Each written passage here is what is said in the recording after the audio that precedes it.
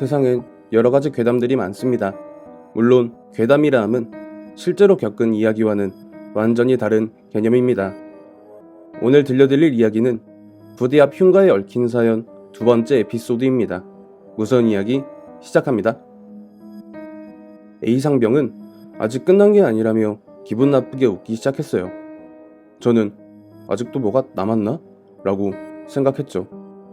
용하다는 무속인을 불러 죽은 이들을 위한 위령제를 지내준 부대 간부진들은 이제 별일 없겠지 하며 한시름 놨겠지만 그건 그들만의 생각이었던 거라고 하면서 사실 자기도 전역한 고참들로부터 이야기를 전해 들었을 뿐 직접 겪은 일이 아니기 때문에 얼마나 사실적으로 묘사할 수 있을지는 모르겠다며 위령제와 그 집을 봉인하는 의식을 치른 이후에 이야기를 시작했습니다. 사건의 발단은 당시 말년 휴가를 마치고 복귀한 정병장이었다고 해요.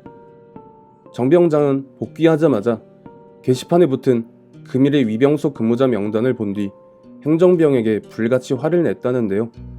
지금 생각해도 어이없지만 말년 복귀자를 대뜸 말번초 근무인 04시부터 06시 근무에 넣는다는 게 말이나 되는 건지, 그것도 이틀 뒤에 전역할 사람을 근무에 집어넣었다는 거죠. 당시 행정병 또한 이제 막 세대가 교체된 2등병이었던 터라 그런 말도 안 되는 실수가 발생한 거였고, 근무자 명단은 이미 일직사관에게 보고되어 처리가 되는 바람에 그 근무를 물을 수가 없게 된 것이 더 큰 문제였습니다. 저는 솔직히 귀신이니 뭐니 하는 것보단 이 상황이 제일 무섭더라고요. 어찌되었든 이를 뒤집을 방법이 없던 정병장은 어쩔 수 없이 근무에 투입을 했는데요. 솔직히 이틀 뒤에 전역할 사람이 근무에 투입돼서 뭘 했겠습니까? 바로 소총 내려놓고 벽에 기대서 잠을 잤다고 합니다. 그러길 1시간 정도 지날 무렵 갑자기 정병장이 "어떤 개새끼가 시끄럽게 울고 지랄이야! 라고 버럭 소리를 지르더라는 거예요. 이에 근무를 서고 있던 부사수가 놀라서 "무슨 일이십니까?" 하고 물었는데 정병장이 한다는 말이 자고 있는데 귓가로 웬 남자놈이 우는 소리가 나더랍니다. 그것도 뭐가 그리 억울하다고 꺼이꺼이하고 우는데 그게 너무 거슬리더라는 거죠. 그래서 부사수는 자기는 듣지도 못했다고, 혹 말년 복귀하고 피곤하신 데다가 어이없게 근무까지 투입되셔서 기력이 상하신 게 아닐까라고 말을 했고, 정병장도 이를 듣고는 고개를 끄덕이며 수긍을 했다고 해요. 그렇게 상황이 일단락되는 듯 싶었지만 이어지는 상황에 정병장과 부사수 윤일병은 경악과 동시에 거대한 공포에 사로잡혔어요. 그 부대 위병소 앞에 이제 부대와 인근 산을 관통하는 2차선 도로가 하나 있었습니다. 거기를 웬 민간 트럭 하나가 지나가다가 급브레이크를 밟는 소리가 요란하게 나더니 운전자가 차문을 열고 급하게 뛰어나와서 차 앞을 막 두리번거리더라는 거죠. 한참을 그러고 있길래 부사수가 위병소의 문을 열고 나가서 무슨 일이시냐고 물었는데 운전자분은 갑자기 웬 피켓 같은 걸 든 젊은 남자가 차 앞으로 뛰어들었다고, 그래서 그 사람을 차로 친 것 같아서 확인하려고 나왔는데 아무것도 없더라라는 겁니다.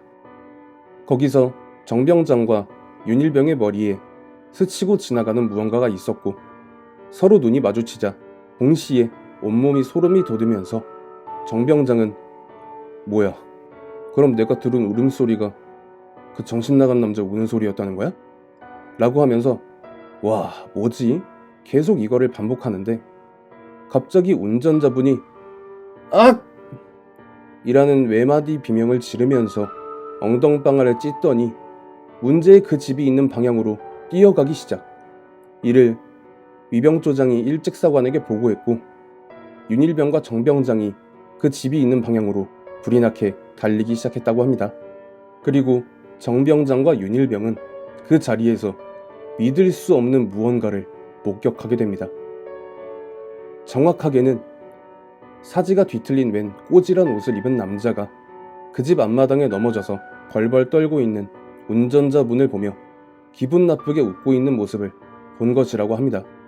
정병장은 온몸을 덜덜 떨면서 내가 지금 보고 있는 게 그 남자 맞지?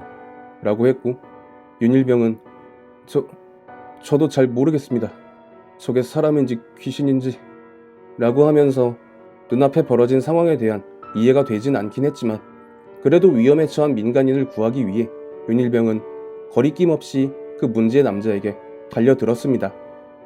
그러자 그 남자가 아깝다, 아까워 라는 말을 남기고 연기처럼 사라졌다고 합니다. 이후 초소로 돌아와 얼이 빠진 얼굴을 하고 있는 정병장에게 윤일병은 이걸 일직사관님에게 보고해야 하냐고 물어봤다는데 정병장은 고개를 저으면서 말하더랍니다. 미친 소리 하지 말라고. 오늘 일직사관 궤도정비관인 거 모르냐고. 아마 이 얘기하면 군홧발로 정강이 수십 대씩은 맞을 거라고 했다고 하더라고요. 다른 건 몰라도 군홧발에 정강이를 까이는 건 상상할 수 없는 고통을 동반하기에 그렇게 정병장과 위병조장 그리고 윤일병은 그 사건을 함구하기로 결정하게 됩니다. 저는 여기서 그럼 그 사람들이 함구한 이야기를 어떻게 듣게 되신 겁니까? 하고 물었는데요. A상병은 한숨을 팍 쉬면서 나한테 그 일에 대해서 알려준 게 사건 당시 일병이었던 윤병장의 부사수의 마투임이었다. 그러니까 내가 딱 늦잠일 때 같이 근무 나갔던 말년병장, 차병장이었거든. 그 말에 어차피 뭐 5년 전 일이니 그러려니 하면서도 그럼 차병장이라는 사람이 왜 A상병님에게 그런 이야기를 들려준 거냐고 물었더니 A상병은 보통 그렇게 한번 튀어나왔다고 부대가 난리가 났을 리가 없지 않겠냐? 그냥 뭐 공포 영화 같은 거 보면 왜 그런 일이 벌어졌는지에 대한 발단을 보여주잖아. 그런 개념이야. 위령제를 괜히 지내준 건지 그게 성에 차지 않은 건지 그 죽은 남편을 필두로 해서 이제 그 안주인의 박중사까지 차례대로 아주 부대를 들들 볶으면서 원한을 풀기 시작한 거지 뭐.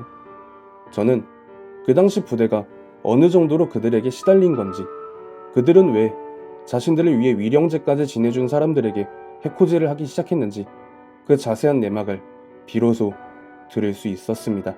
그렇게 2개월 동안 부대 전체를 공포로 몰아갔던 그 흉가에 얽힌 사연, 이제부터 본격적으로 시작해보도록 하겠습니다.